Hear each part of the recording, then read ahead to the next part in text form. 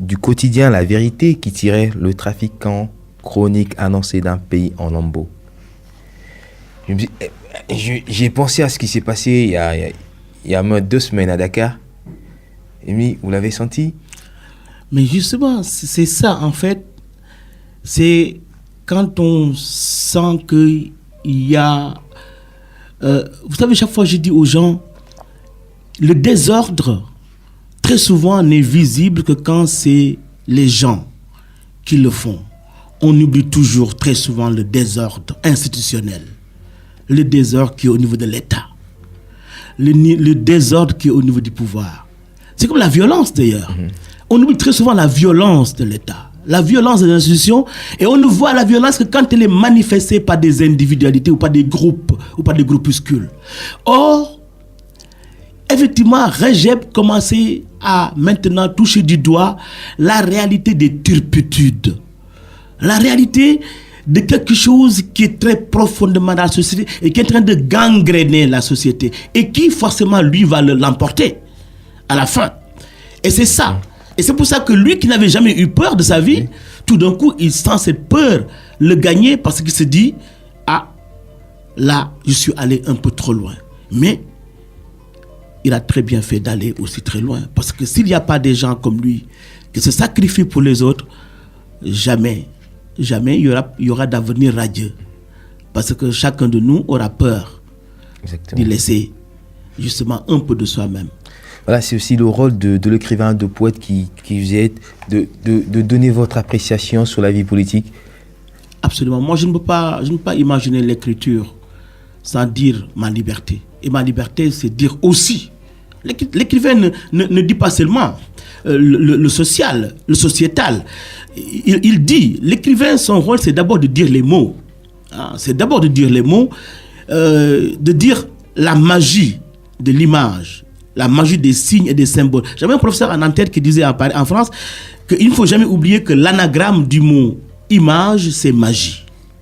Et je crois que c'est très important. Mais en même temps, aussi, l'écrivain doit porter sa parole scripturale, l'écriture, il doit la porter quand il voit dans la société des hiatus, des dysfonctionnements. L'écrivain ne peut pas se murer dans sa tour d'ivoire et faire comme si.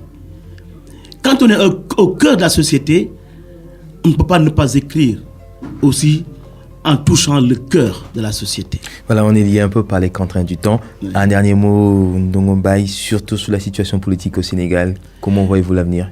Mais l'avenir, eh bien, je le vois personnellement dans mon optimisme rose parce que ce qui ne peut pas durer ne peut pas durer. Et donc, il faut forcément qu'un jour, les limites arrivent et il n'y a de Dieu que Dieu. Il y a d'éternel que Dieu. Donc, nous sommes des pauvres mortels. Et un jour, quel que soit le pouvoir que nous avons, quelque grand que soit le pouvoir que nous avons, eh bien, nous serons comme les autres, comme Charlemagne, comme Napoléon, comme tous les grands de ce monde. Nous ne serons plus là aussi. Donc, ils sont aussi appelés à disparaître. Et seule la République, seule la démocratie, seule la liberté triompheront. Et c'est ça qui est le plus essentiel. Voilà, merci Ndongo Mbaye d'être passé nous voir. Je rappelle aux auditeurs que vous êtes venus nous parler de Ambre, votre nouveau roman qui est sorti aux éditions Aquaria. Et à Dakar, on le trouve où? À Dakar, pour l'instant, donc, on le trouve déjà au restaurant Le Mermoz, qui est donc à la 2e porte Mermoz. Mais il sera aussi bientôt avec notre ami Ndao à la librairie Claire Afrique, seulement le temps que j'aille à Paris et que je m'occupe de ça. Voilà, chers auditeurs, c'est un roman que je vous recommande vivement. D'ici peu, vous le trouverez à Claire Afrique et vous pouvez le trouver au restaurant Le Mermoz. Il est à 5 000 francs. Oh, 5 000 francs. Voilà, merci d'être venu nous voir. Merci Cyprien, c'est toujours un plaisir. J'espère qu'on aura aussi l'exclusivité de votre... Tu auras toujours l'exclusivité. Tu es mon ami, mon frère et tu es quelqu'un de très, très professionnel. Merci beaucoup, ça me va droit au cœur. Merci auditeurs de la radio panafricaine. Auteur d'Afrique s'arrête ici. On se donne rendez-vous demain pour un autre auteur aussi. Bye bye.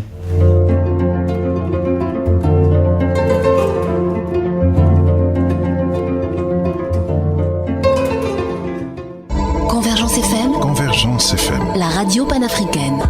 Retrouvez les grands témoins de l'histoire sur Convergence FM, les réussites et les succès africains, les bâtisseurs contemporains de l'Afrique moderne, la promotion du panafricanisme et de l'État fédéral africain.